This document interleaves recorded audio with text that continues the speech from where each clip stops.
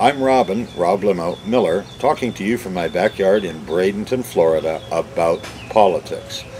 One of the big things that bothers me in America today is this thing where you're either not only just a Republican, but the right kind of Republican, or else you're a dissident and a bad person. Now, that's the sort of thought that made the old Soviet Union great and keeps communist China what it is today. Theocracies do it by the Christian way. Well, I don't know about the Christian way, but I've been to Saudi Arabia and I saw how it was done by the Muslim way, and I didn't like it a bit. By the way, there's no annoying dissent in Saudi Arabia. The dissenters get locked up or sent out of the country. Now, maybe that's what our sheriff here in Manatee County, Charlie Wells, wanted when he removed a bunch of campaign literature from people who didn't toe the party line at a quote, town hall, close quote, meeting held by our fine Congresswoman, Katherine Harris. Yes, that Katherine Harris. My problem is not that some people exist and have beliefs that do not agree with mine. I'm bothered by the idea that we no longer are allowed to express those beliefs in public campaign situations. That people who do not agree with the current administration, whether local, regional, or national, are considered bozos.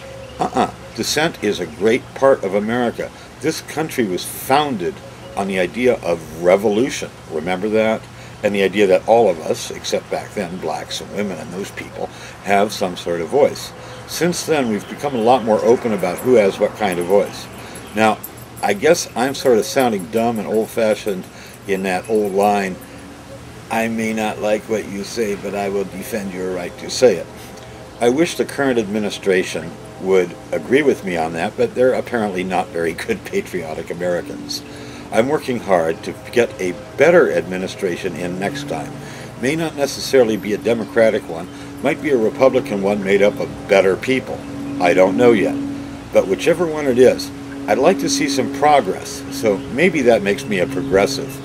Not in the 50s aligned with communism sense, but again, I want progress in America. Don't you? I'm not telling you what to do or who to write or who to give your money to. All I ask is that you participate, vote, get out and help select a candidate. Keep a blog, email your friends, talk to your neighbors.